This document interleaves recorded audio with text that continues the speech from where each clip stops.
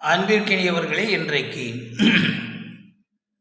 அண்டத்தில் இருக்கும் அனைத்தும் பிண்டத்தில் உண்டது என்பதை பற்றி நம்மளுடைய ஞானிகளும் ரிஷிகளும் நமக்கு இட்டுவிட்டு சென்றது உண்மையா என்பதை நான் பல ஆயிரம் தடவை முயற்சி பண்ணினேன்.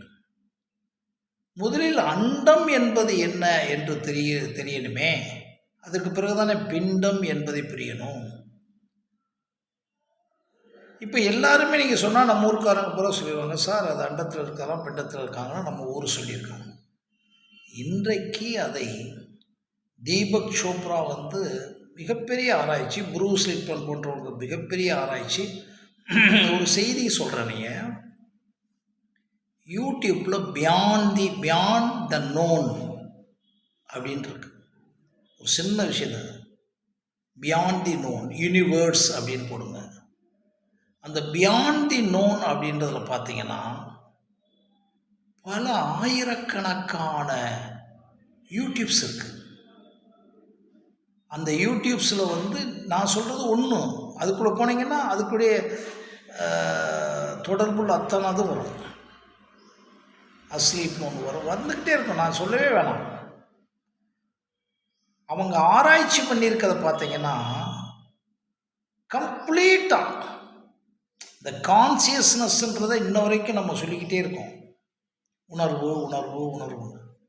அவன் அப்படியே ஸ்டெப் பை ஸ்டெப்பாக கான்சியஸ்னால் என்ன, சூப்பர் கான்சியஸ்னஸ்னால் என்ன, சப்கான்சியஸ்னஸ்னால் என்ன, அதுக்கும் நம்மளுடைய டிஎன்ஏக்கு என்ன தொடர்பு, நம்மளுடைய எனர்ஜிக்கு என்ன தொடர்பு, நம்மளுடைய பிரெயினுக்கு என்ன தொடர்பு, நம்மளுடைய உடலுக்குள்ளே என்ன தொடர்பு, நம்மளுடைய தாட்டுக்குள்ளே இருக்க என்ன தொடர்பு, நம்மளுடைய இன்டெலிஜென்ஸுக்குள்ளே என்ன தொடர்பு, அது எப்படி ஜெனட்டிக்கல் என்ஜினியரிங் ஆகுது, இதெல்லாம் நான் படிச்சுக்கிட்டு இருக்க விஷயம்.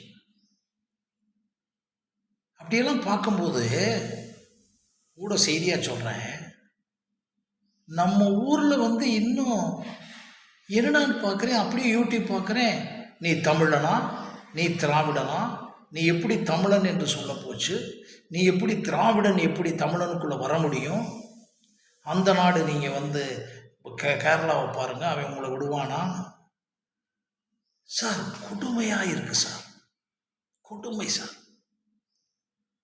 சுவாமி விவேகானந்தர் அழகாக சொல்லுவார், குரு என்ற ஒரு தலைப்பில், அது இன்னைக்கு யூடியூப்பில் இருக்குது, எனது குருன்னு ஃபஸ்ட்டு பார்ட் செகண்ட் பார்ட்டில் சொல்லுவார். கீழே நாடுகள் ஆன்மீகத்தினுடைய உச்சத்தில் இருக்குது, மேலை நாடுகள் பௌதிகத்தில் உச்சத்தில் இருக்குது. இந்த ரெண்டு விஷயத்தையும் நாம் கம்பேர் பண்ணாமல் சொல்லிக்கிட்டே வருவார்.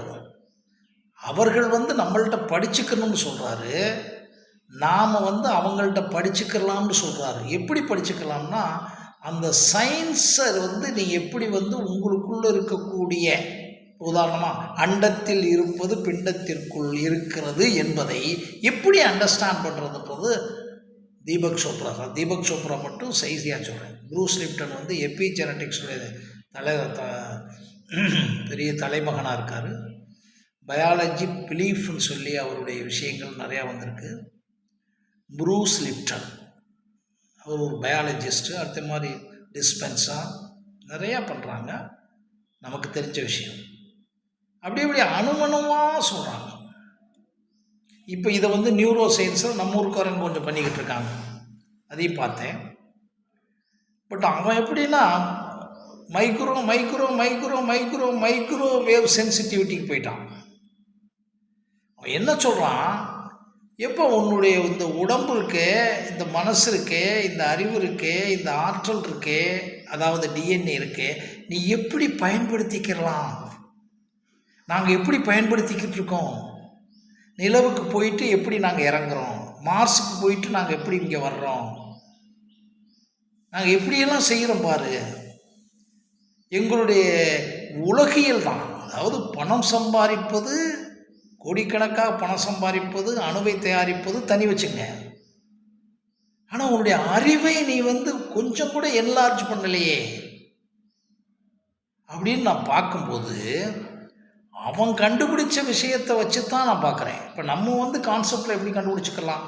அண்டத்தில் இருப்பதெல்லாம் பிண்டத்தில் இருப்பதாக நம்ம சொல்லும்போது எனக்கு தெரிஞ்சது திருவள்ளுவரை பார்த்தா திருவள்ளுவர் அத்தனையுமே கொட்டியிருப்பார்.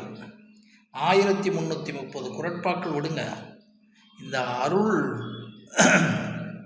அறம் பொருள் ரெண்டையும் எடுத்துக்கிட்டிங்கன்னா அதில் வரக்கூடிய எல்லா விதமான வரிகளும் சும்மா நுண்ணிய நூல்மல கற்பினும் அவன் தன் உண்மை அறிவே இப்படி ஒரு சின்னதை எடுத்துக்கிட்டாலும் சரி, எப்பொருள் யாராய கேட்படும் அப்பொருள் மெய்ப்பொருள் காண்பதறிவுன்னு கேட்டாலும் சரி, எப்பொருள் எத்தன்மை தாயினும் அப்பொருள் மெய்ப்பொருள் காண்பதறிவுன்னு சொல்லிட்டு மெய்யுணர்வு அதிகாரத்துக்குள்ளே வந்தாலும் சரி, இந்த விஷயங்களெல்லாம் இந்த மனிதனுக்குள்ளே எப்படி வந்துச்சுன்னு ஆய்வு பண்ணேன்.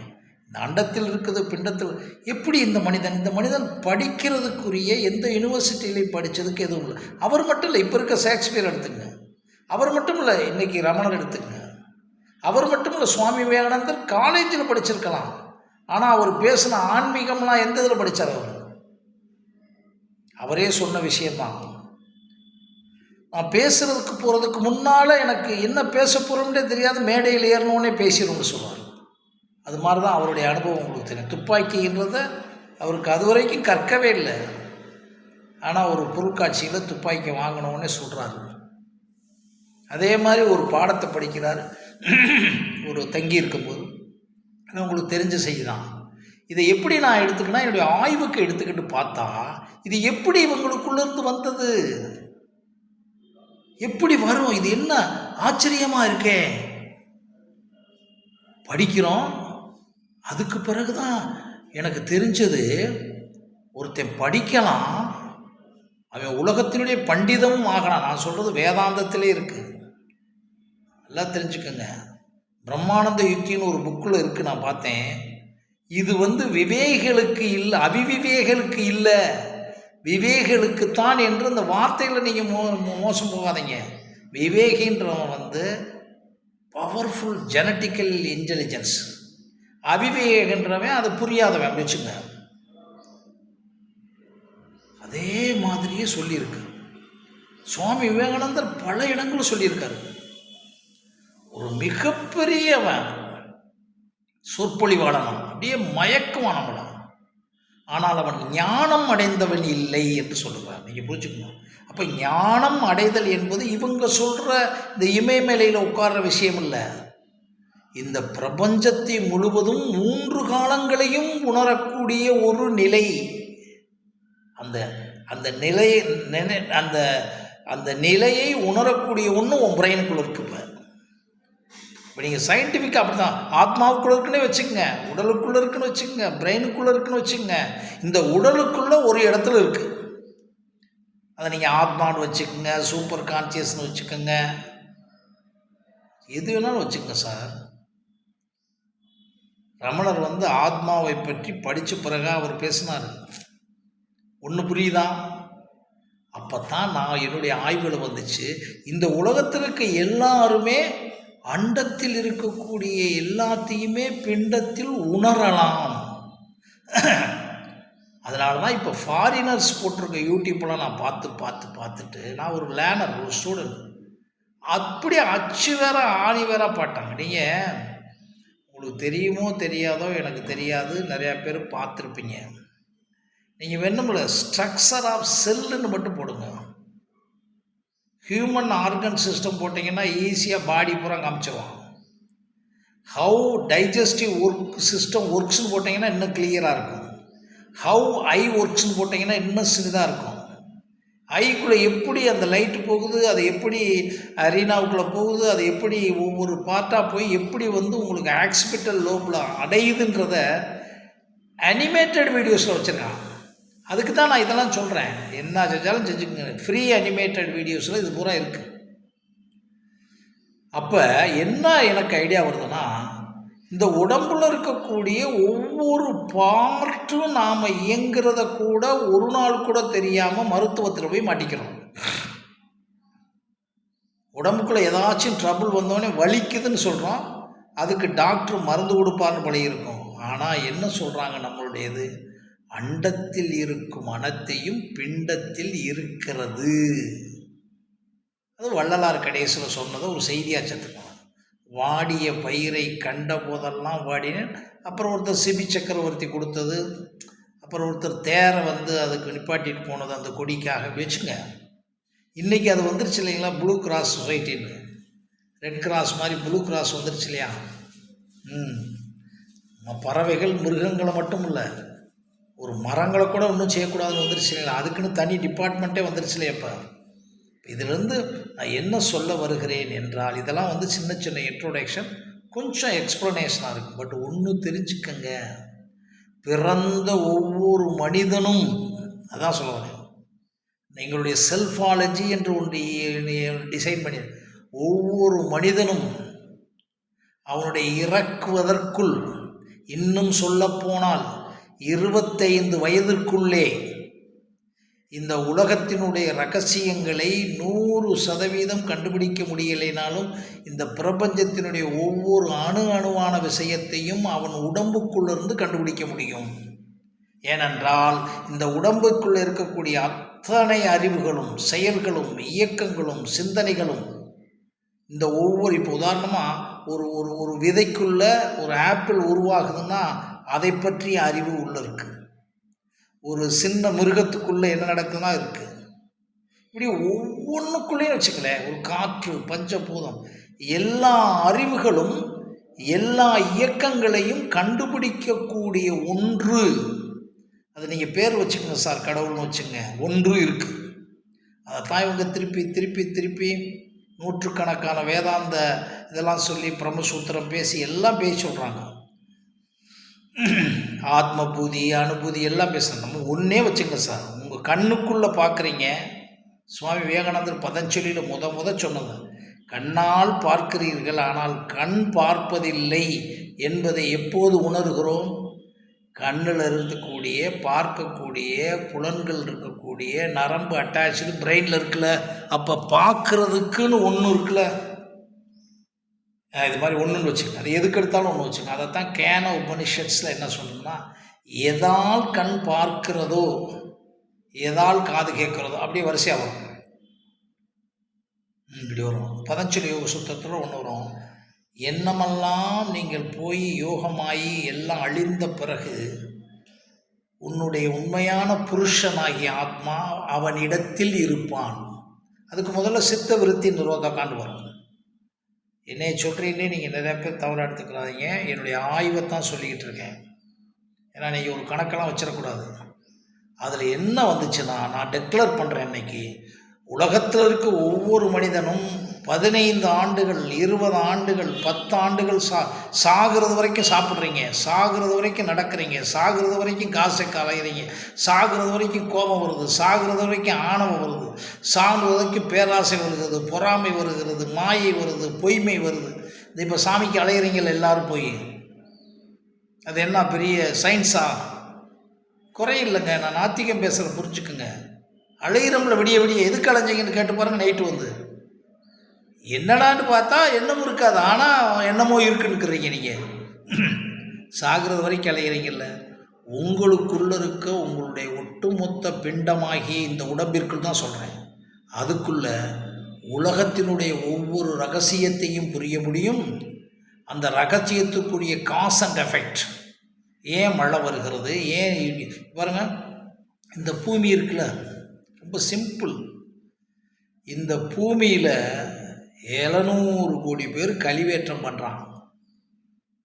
அது இந்தியாவாக இருக்கலாம், அமெரிக்காவில் இருக்கலாம், எல்லாமே பூமிக்குள்ளே போகுது. அந்த பூமிக்குள்ளே இருந்து விளையுது நமக்கு பூரா. நம்ம என்னைக்காச்சும் எந்த காய்கறியாச்சும் இந்த கழிவேற்றமே உரமாகுது, உரமாகி நமக்கு வருதுன்னு நினச்சிருப்போமா? கொஞ்சம் பேர் அறிவாளிகள், அது கூட கொஞ்சம் நேரம், அதுக்கு பிறகு விட்டுருவீங்க. ஆனால் அது போய் அது உடம்புக்குள்ளே போய் அது மறுபடியும் ஆகி அது டைஜஸ்டிவ் ஆகி அது மறுபடியும் இந்த ரொட்டேஷன் ஒன்று நடந்துக்கிட்டு இருக்குன்ற ஒன்று, உங்கள் உடம்புக்குள் நடந்துக்கிட்டு இருக்க ஒன்றே நீங்கள் முழுசாக புரிஞ்சுட்டிங்கன்னா பாருங்கள். காற்று, நீர், நெருப்பு, பூமி, ஆகாயம், இப்படி ஒவ்வொரு அணுவான விஷயத்தையும், அண்டத்தில் இருக்கக்கூடிய அத்தனையையும் அண்டத்தில் இருக்கக்கூடிய ஒவ்வொரு அணுவணுமான விஷயத்தையும் உங்களுக்கு தினந்தோறும் அரை மணி நேரம் நைட்டு சிந்திங்க. நான் சாப்பிட்டனே, நான் இன்றைக்கி இவ்வளவு திட்டம் போட்டனே.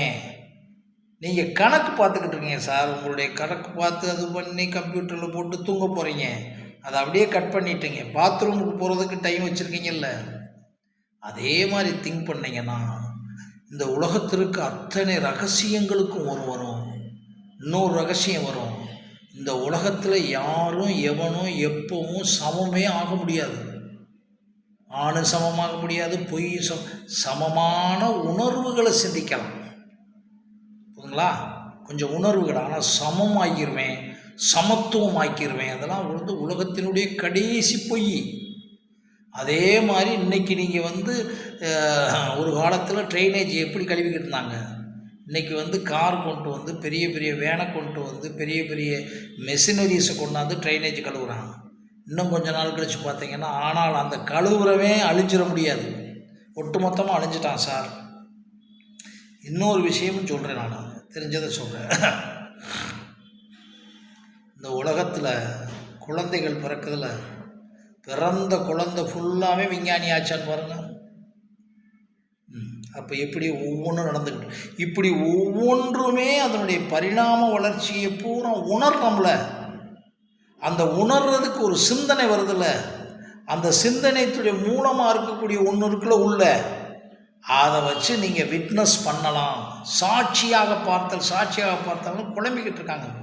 ஏதோ சாட்சியாக பார்த்தோம்னா எங்கே இருந்தோ லைட்டு பார்க்குது, அதெல்லாம் கிடையாது. சாப்பிட்றீங்க, சாப்பிடும்போது அந்த உணவில் இதெல்லாம் இருக்குன்னு உங்களுக்கு உள்ளே வந்து சாப்பிட்டா அதான் சாட்சியாக பார்த்தேன்.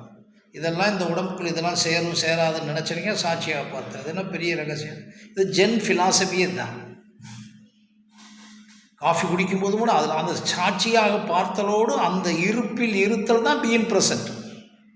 புரியுதுங்களா? அதனால் இதில் குழம்ப வேண்டியதுக்கு ஒன்றுமே கிடையாது. ஒவ்வொரு நிமிடமும் நீங்கள் வந்து சினிமா பார்க்குறதுக்கு சாட்சியாக பார்க்குறீங்க, டிவி பார்க்குறதுக்கு சாட்சியாக உட்காந்து பார்த்துக்கிட்டு இருக்கீங்க. ஏன்னா டிவி இப்போ வந்து கள்ளழகர் வந்தாருன்னா உட்காந்து பார்த்துக்கிட்டு இருக்கீங்க. நீங்கள் வந்து அங்கேயா போய் உட்காந்தீங்க. ஆனால் கள்ளழகர் அவருடைய அந்த ஸ்பாட்டில் நீங்கள் உட்காந்தது மாதிரி பார்க்குறீங்கல்ல. இதே 25 வருஷம் இந்த இதெல்லாம் டிவி சோசியல் மீடியா வர்றதுக்கு முன்னால் அங்கே போய் தான் 2 பார்த்துருப்போம். நான்லாம் பார்த்துருக்கேன். இன்றைக்கி வந்து ஒவ்வொரு அணுவணுவா அந்த தண்ணீர் பீச்சு அடிக்கிறது எப்படி அடிக்குதுன்னெலாம் பார்க்குறோம்ல. அப்போ என்ன, எல்லாமே பார்த்தல். கண்ணு பார்க்கல, நல்லா புரிஞ்சுக்கோங்க. காது கேட்கல, புரிஞ்சுக்கோங்க. அப்போ உடல் ஐம்பொறிகளின் மூலம், ஐம்புலன்களின் மூலம், sense of organ, sense of perception மூலம் உள்ளே போய் இப்படி ஒவ்வொன்றையுமே நீங்கள் பார்க்க ஆரம்பிச்சிங்கன்னா நீங்கள் அண்டத்தில் இருக்கிறதெல்லாம் பிண்டத்தில் பார்க்கறதுக்கு உங்களுக்கு முதல் நிலை எல்கேஜி படிப்பீங்க. நான் எல்கேஜி தான் சொல்லிக்கிட்டு இருக்கேன். அப்புறம் ஒவ்வொன்றும் வரும். முதல்ல உடம்புல இருக்க விஷயம்லாம் வரும். அந்த உடம்புல இருக்கக்கூடிய கனெக்டிவிட்டியெல்லாம் வரும். பஞ்சபூதங்களுக்கும் உடம்புக்கும் கனெக்டிவிட்டி என்னான்னு வரும். அப்புறம் அடுத்த விஷயம் வந்து என்ன வரும்னா உங்களுக்கு வந்து எண்ணங்கள் வரும். இந்த எண்ணங்கள் எனக்கு எப்படி தோன்றுச்சுன்னு வரும். அடுத்து வந்து இந்த எண்ணங்கள் தோன்றுவதற்கு என்னென்ன ஆற்றல்கள் இருக்குன்னு தெரியும். ஒன்றுமே தெரியாதவன், ஒன்றுமே தமிழே தெரியாதவன், தமிழே படிக்காதவன் திடீர்னு ஸ்பானிஷ் படிக்க முடியுமா? அது மாதிரி ஒவ்வொன்றுக்கும் ஒரு ஆற்றல் டிஎன்ஏ உள்ளே இருக்கும். அப்புறம் இன்னும் உள்ளே போனீங்கன்னா டிஎன்ஏ மட்டும் எப்படி வந்துச்சு நமக்கு? மரபணுன்றோம். நமக்கு மட்டும் எப்படி? ஏ பிளட்டு, ஏபி பிளக்கு, பி பாசிட்டிவ்லாம் இருக்குல்ல. எந்த மாய்க்கும், எந்த புலிக்கும், எந்த நாட்டுக்கும் என்ன positive negative R B A block, AB positive ரத்தம் எடுத்துக்கிட்டு இருக்கோம் நம்ம. சொல்லுங்கள், எதுவுமே மாறாது. குரங்கு வந்து சிங்கத்தை பெற்று கொடுக்காது. இப்படி ஒவ்வொன்றையும் ஆய்வு பண்ணும்போது தான் எனக்கு என்ன கிடைச்சு, இவ்வளவையும் ஆய்வு பண்ணக்கூடிய ஒரு மாபெரும் ரகசிய பெட்டகம். அந்த ஞான கண்ணனி இவங்க சொல்கிறாங்க, தேடைன்னு சொல்கிறாங்க. அதுக்கெல்லாம் நமக்கு வேண்டியதில்லை. அதெல்லாம் ஒன்று பார்க்குது, கண் வழியாக பார்க்குது, காது வழியாக பார்க்குது, காதிலிருந்து போய் மூளைக்குள்ளேருந்து ஒன்று பார்க்குது, அதிலிருந்து அத்தனையும் பார்த்து உள்ளே வாங்கி அலசும். அந்த அலசுன பிறகு புறமாக வாங்கினதெல்லாம் அகமாக அலசி உங்களுக்கு வெளியே ஏற்றும் பாருங்கள் சில விஷயங்கள் ஸ்பார்க்கா. அப்போ தான் நீங்கள் புரிஞ்சுக்கிற முடியும். ஓஹோ, இது என்ன உள்ளே போட்டதுக்கெல்லாம் பன்முனை ஆகுது. இந்த விஷயத்தை நீங்கள் புரிஞ்சுக்கணும். நீங்கள் எவ்வளோ உணவு சாப்பிட்றீங்களோ அதுக்கு தக்கபடி தான் செக்ரிகேஷன் இருந்தால் அதுக்கு மேலே அது போயிடும். ஆனால் எல்லா எண்ணங்களும், எல்லா உணர்வுகளும், எல்லா உணர்ச்சிகளும் அகமாகவும் புறமாகவும் ஏற்படுற அத்தனைக்கும் காரண காரியம் இருக்கும். இதெல்லாம் கொஞ்சம் கொஞ்சமாக எல்கேஜி மாதிரி படித்து வந்தீங்கன்னா தான் இந்த அண்டத்தில் இருக்கக்கூடிய பிண்டம் என்னான்னு ஏதாச்சும் கொஞ்சம் புரிய முடியும். அப்போ புரிஞ்சால் என்ன ரிசல்ட் கிடைக்கும்னு சொல்கிறேன். நீங்கள் இந்த உலகத்தில் ஒன்றுமில்லைன்னு புரிவீங்க. ஞான நிலை, துறவு நிலை, அந்த நிலை, ஞான விடுதலை, அதெல்லாம் பூரா ரூட்டு. நீங்கள் ஒன்றுமில்லைன்றது அமையாம்போது அப்போ தான் புரியும். இந்த ஒன்றுமில்லைன்னு ஆகும்போது தான் எண்ணங்களற்ற நிலை, மனமற்ற நிலையினுடைய ஏபிசி நீங்கள் தெரிஞ்சுக்கிற முடியும். அது வரைக்கும் வார்த்தை சாலங்களில் வண்டி ஓட்டலாம். மனம் எப்போது அடங்குது, எண்ணம் எப்போது, இப்போ பூரா காரணமாக சொல்லிக்கிட்டு இருப்பாங்க. கனவற்ற உறக்கத்தில் அடங்கிருது இல்லைங்களா, நீங்கள் இன்வால்வ் பாய் பிடிச்சிட்டு அடங்கிருதுங்க இல்லையா, மறுபடியும் எந்திரிச்சிருதே, அது இல்லை. இது அதுக்கு பிறகு சொல்கிறேன், ஒவ்வொன்றா சொல்லி வருவோம். இப்போ இதனுடைய கொஞ்சம் முதல் நிலை எனக்கு இன்றைக்கி பட்டது. ஸ்பார்க்காக பதிவு பற்றி நன்றி, வணக்கம்.